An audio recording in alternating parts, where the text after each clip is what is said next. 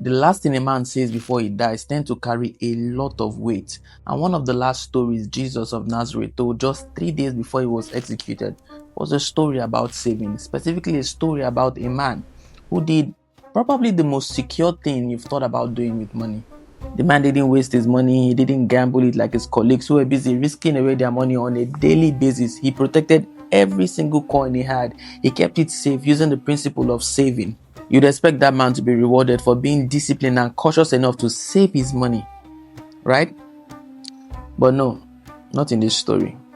The man gets thrown out into utter darkness.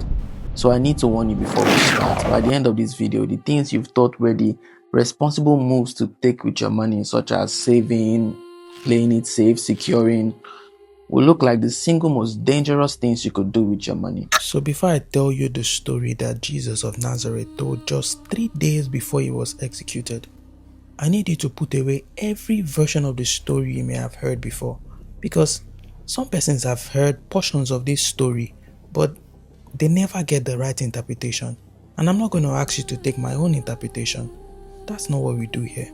Rather, we're going to take the text and put it under a microscope together. We'll go back to the original Greek and find the one word that had been mistranslated for centuries, and that very word changes the entire story as a whole. We'll go back to the first century itself and look at how money and savings actually worked in that economy and what you can learn from them using the writings of New Testament scholars who specialize in the economy of those times, such as Kahneman. Would bring in modern psychology because there's a documented reason your brain treats keep it safe as a smart move to take with your money. And that reason is the exact trap this timely story is describing. So I need you to be patient with me because we are building this piece by piece. The language, the history, the etymology, the text, the data, until one uncomfortable truth is sitting right in front of you. That the safest thing you've been taught to do with what you've been given might just be the most destructive. And by the end, you'd understand why a man with just 3 days left to live decided that of everything he could warn about, this was what one of his final lessons. So, without any further delay, let's get into it. So a wealthy master is living on a long journey. Before he goes, he hands out money to 3 of his servants, 5 to the first, 2 to the second, and 1 to the third, and then he leaves. But I want you to notice a problem immediately. The master didn't give them any guidelines, any condition, no instruction as per what they should do with the money they've been given. So all 3 of them has that problem. They have money, but no guideline as per what to do with it.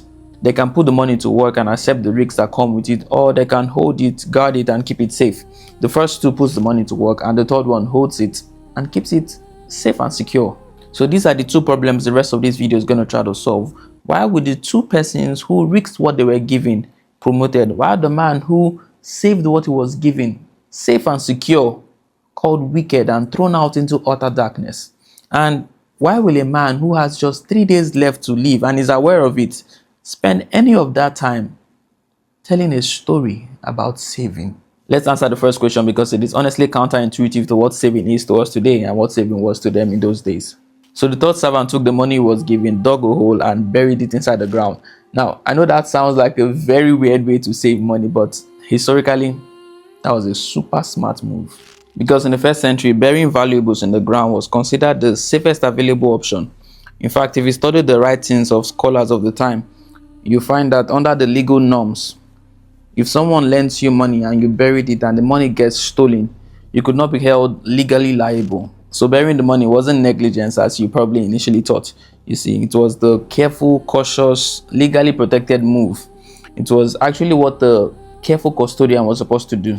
He was the best saver among the 3 of them. In fact, the third servant was the only one who ended up with 100% of what he started with. But what exactly did he start with? That's where we have a serious problem. You see, the English Bible translated the word as talent. He says he gave to one 5 talents, 2 talents, and then 1 talent. And in modern day term, the word talent would mean one's inborn ability or skill. But at the time Jesus used the word, this interpretation of talent never existed. So what was Jesus trying to say? What was his timely message that he was trying to communicate before leaving the earth? Let's take a look at the original Greek translation. In the Greek, the word is talanton, and talanton was not an ability. It was a unit of weight, a unit of money. It was hard currency, and the amounts were enormous. So at that time, a day's labor, let's say the minimum daily pay for an average worker is worth about 1 denarius, and by most estimates, a single talent is worth about 6,000 of them. That's 6,000 denarii. So 6,000 days of work, roughly about 2 decades of wages, is the equivalent of 1 single talent. So let's put that into perspective with the dollar rates today. Although there is no clean exchange rate between the two economies, so the most logical way to go about it is to ask what that much labor is worth in dollars today. So let's do the math. So we know 1 denarius was a single day's pay, and 1 talent was about 6,000 denarii. So 1 talent equals 6,000 days of work. Now, just multiply that by a day's pay, or the minimum wage in our world today. Take the US minimum wage, for example, about $58 for an 8-hour work day. So 6,000 days times $58, that's just under $350,000. And that's the floor, the minimum wage. So let's take a more typical day's pay instead, closer to $160 a day. And 6,000 days comes out to nearly $1 million. So depending on the wage you use, a talent is worth about 350 to $1 million. So if we are calculating it in today's economy, the servant who received 1 talent buried close to $1 million in the ground, and the servant who received 5 talents received close to $5 million. So do the math in your own national currency, and remember, whatever that gives you multiplied by 6,000 days. So the master comes back to do an audit of the 3 servants, and the first 2 reports double returns. The one giving 5 talents brings back 10, the one giving 2 talents brings back 4. And remember what a talent is, so that's roughly about 10 million and $4 million respectively. But the third servant presents a problem to the master. He says, "I know you were a demanding man, so I was afraid, and I secured your money in the ground." Afraid, that's the word the text gives for his motive. Not lazy, but afraid. And the master's verdict is very severe. He calls that servant wicked, and then takes the money away from him and gives it to the servant who has produced $10 million, and then explains why. To him that has, more shall be given, but from him that has not, that which he has shall be taken away from him. Now, on the surface, that sounds like an endorsement of inequality, but that's not the mechanism. It's actually a description of compounding and decay. Assets in motion accumulate, assets held static erode, including the base you started with. So the third servant didn't just fail to gain. In real terms, he actually lost ground, because everyone around him compounded while he stood still. And that's actually the answer to one of the questions we asked at the beginning. How does a man who lost nothing end up being guilty of everything? Because in a system where value compounds, standing still is not safety. Standing still is loss in slow motion. He didn't lose his fortune in a single dramatic event. He lost it quietly by guarding it, while time and everyone around him kept moving. And then look at where the text sends him: the utter darkness, weeping and gnashing of teeth. Strip away the imagery, and what's being described is regret. The specific regret of a person who finally understands what he has been holding, what he could have become, and the understanding that that window has closed for good, which lines up with one of the most cited findings on regret in psychology. Back in the mid-90s, 2 psychologists, Thomas Gilovich and Gilovich Medvec, published a study on what people actually regret the most over a lifetime.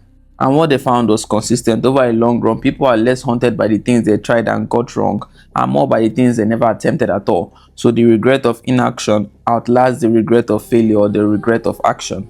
So the third servant ends up with the exact regret that the research says tend to last the longest. Not the regret of the risks that failed, but the regret of the move that he was too afraid to make. So here's the part that almost everyone misses. Watch the 2 servants who got rewarded. The text says they traded and doubled the money, and we tend to picture that as one big move, one single bet that happened to pay off. But there's a single detail in the text that rules that out. You see, it says the master comes back after a long time. So the money didn't double overnight. It doubled slowly across a long stretch of the master being gone. Think about what that actually requires. Doubling money over a long period is not a single lucky trade. It's a process. You earn a little, you set it aside, you put it back to work. You earn a little, you set it aside, you put it back to work, week after week, week after week, until month after month, month after month, until the pile finally doubles. Which means the other 2 servants were actually doing something that we never give them credit for. They were also saving as well. They took what they had earned, they held it, they fed it back in steadily over a long period of time. So saving was never really the villain in this story, because all 3 men saved, even the 2 who were rewarded. So the difference was never whether they saved. The difference was why. So the first 2 servants saved with an intent to multiply, and the third saved out of fear. Same action, different motivation, and in turn, different results. Let's read the words of the third servant again. He says, I was afraid and I went and hid thy talent in the earth. But the fear that leads you to bury like the third servant is totally understandable, and behavioral science has a name for it. You see, there's a well-documented finding in behavioral economics that describes the third servant exactly.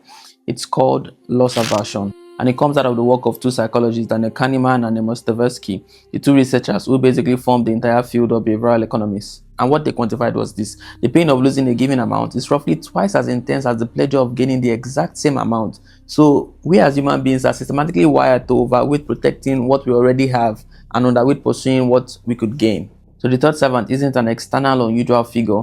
He is the statistical default mechanism of the human nature. He is loss aversion expressed in human character.